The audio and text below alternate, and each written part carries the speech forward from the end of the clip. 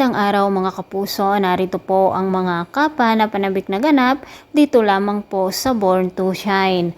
Puro failure nga po ngayon ang bawat performance ni Jennie dahil nga po sa nangyari sa kanya na ginawa ni na JC at Megan na paninira po sa kanyang puri, sa kanyang dangal.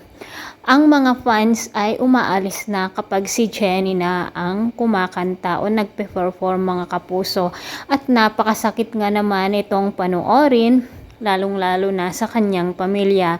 Ngunit kahit na ganoon ang nangyayari sa kanya mga kapuso, buti na lang nandyan si Coach Bana na laging nagpapaalala sa kanya at hindi niya ito bibitawan.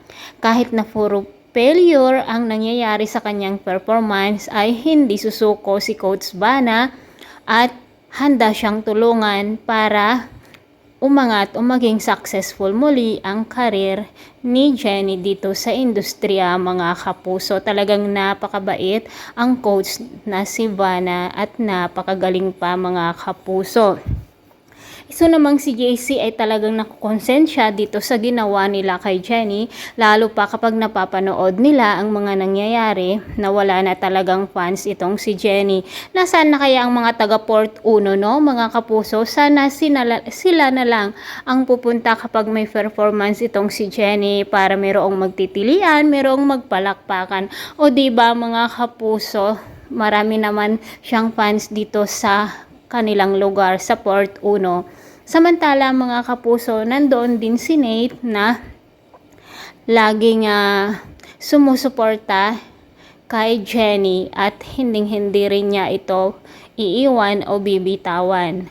Sa nangyayari ngayon kay Jennie ay talagang napakatigas ang puso nitong si Megan at wala man lang siyang konsensya.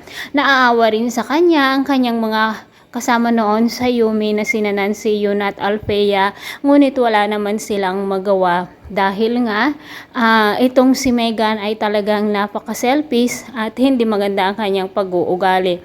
Pero pagdating ng araw, siguradong babagsak din itong si Megan mga kapuso at makakarma din sila ng kanyang ina na si Dara. Sana bumalik na rin itong si Amelia para sa ganon ay mayroon din isang magtanggol dito kay Jennie.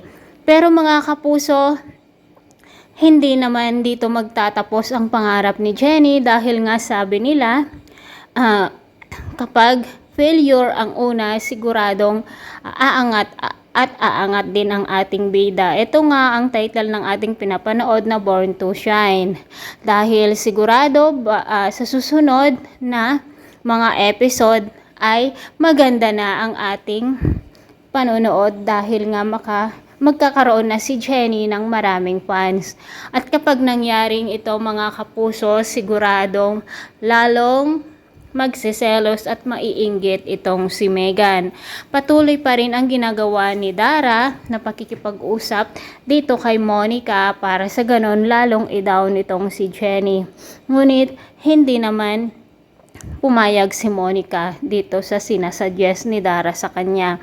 Dahil nga sabi ni Monica, hindi niya pagmamay-ari o hindi niya ari-arian itong si Jennie.